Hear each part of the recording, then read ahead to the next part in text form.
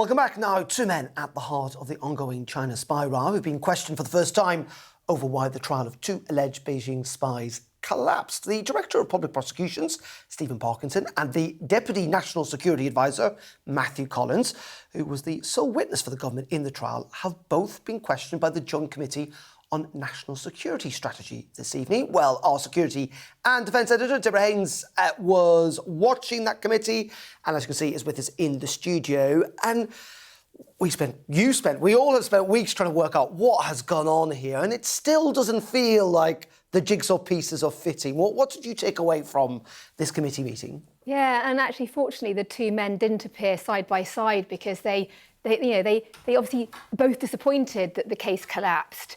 But I thought it was very interesting that Matthew Collins, the Deputy National Security Advisor, when he was giving evidence to these very bemused senior MPs and lords and peers, that he said that he was surprised that the case had collapsed, given in his view, he had offered statements of a range of threats that China posed. And he said as well that he was disappointed that this had all fallen apart. And then you had a lot of grilling of Stephen Parkinson, the Director of Public Prosecutions, who was trying to really justify. He sort of said that they clearly needed to have a certain form of words to meet a threshold that demonstrated under the Official Secrets Act, which is legislation that dates back to 1911, that China was an enemy, and there was this case, a sort of a Russian spying case that had also taken place last year. And it required that you could have, so long as a country was seen as an active threat to national security, then that would then deem it to be an enemy. And yet, even with that seemingly loosening of what an enemy is, actually the Director of Public Prosecution said that that wasn't the case. It was making it more difficult. We can actually hear a bit of what first of all, Matthew Collins said when he was talking about his view on what happened. China poses a range of threats to our national security. I was able to say that these include espionage threats, cyber threats, threats to our democratic institutions, threats to our economic security. I would be able to say that these threats are very real and persistent, and that operational partners are dealing with them on a daily basis. Throughout the period from the submission of that first witness statement until I was informed that the intention was to drop the case, I was trying to ensure that we could support a successful prosecution. And so I was somewhat surprised when I was told on the 3rd of September that the intention was to drop the case. So you could be forgiven for thinking it's a bit of a slam dunk, and yet this is what the Director of Public Prosecutions had to say. We felt that there should be no difficulty, in fact, in answering the question that we posed. Was China an active threat to national security at the material time?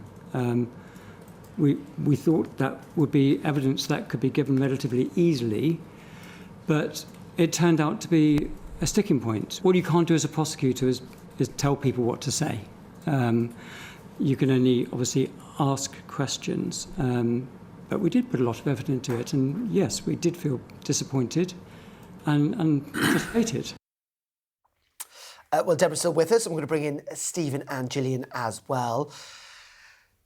Gillian, I mean, we've been covering this for the last couple of weeks. I still haven't quite worked out what's gone on here. There's something that doesn't seem to add up. What's your take on all of this? It doesn't add up. I mean, literally, it's like most of the policies that I see, actually, they're contradictory. You say you want growth, then you tax businesses so that you don't get growth, or you put employment rights bills in. Everything's contradictory. So these things are pulling in opposite directions, and that's why none of it works. It's, they're not as frustrated as the country.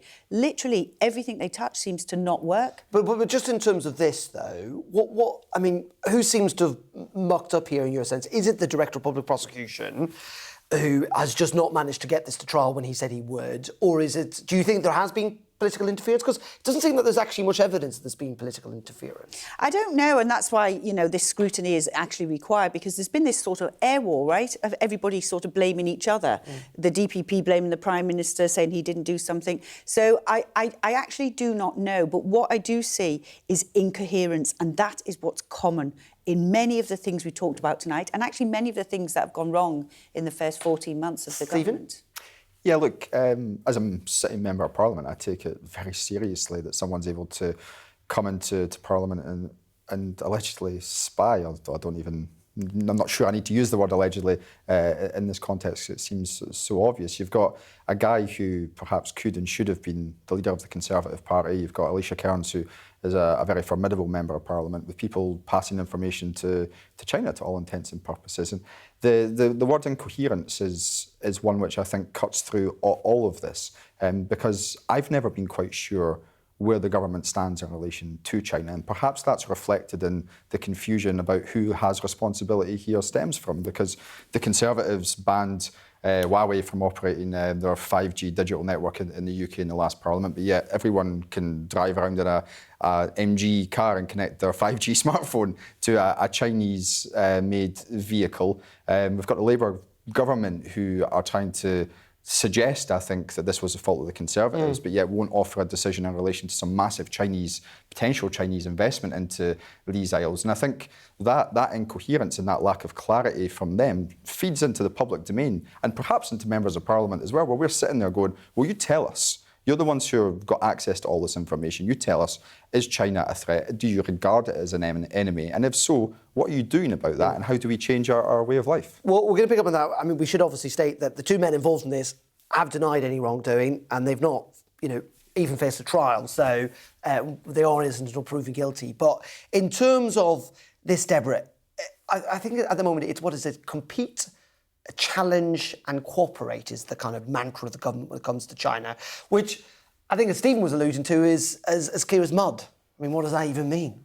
Well, exactly. Well, actually, there was another interesting part in the evidence today that centred around this meeting that the Sunday Times reported on the 1st of September, where you had Jonathan Powell, who is the Prime Minister appointed National Security Advisor, and there was a meeting with officials, including Matthew Collins and others, that were talking about wider China policy. And actually, in the evidence today, it did emerge that they did discuss. They were asked, Matthew Collins and also the Cabinet Secretary who was giving evidence, and he was at that meeting. They were asked specifically whether the outcome of the trial and how that could impact China relations was discussed. And the answer was, a range of possibilities were talked about, which clearly implied they did talk about the what the implication would be of a trial. But I mean, that shouldn't be surprising. People knew that this trial was coming. There is no suggestion, and actually the Cabinet Secretary did deny this, of any sort of political interference in that meeting to put pressure on the outcome of the evidence that the Deputy National Security Advisor had already submitted. So that seems to be a bit of a red herring. But the thing I thought that was crucial in terms of the actual case itself was Lord Mark Sedwill, another former National Security Advisor who's on this committee. He was asking the DPP, look, Matthew Collins is a civil servant who is bound to reflect government policy. And government policy at the time, like you say, it's not clear. Yeah. It does describe China as a threat in certain circumstances, but also an opportunity. Why not get a security professional like a former head of MI5 who clearly states and has stated that they are, then you could have that as a double. Yeah. OK, well, it is a story that's going to run and run until we do genuinely work out what happened, if we ever do. Deborah, for the moment, thank you very much indeed, Deborah Haynes.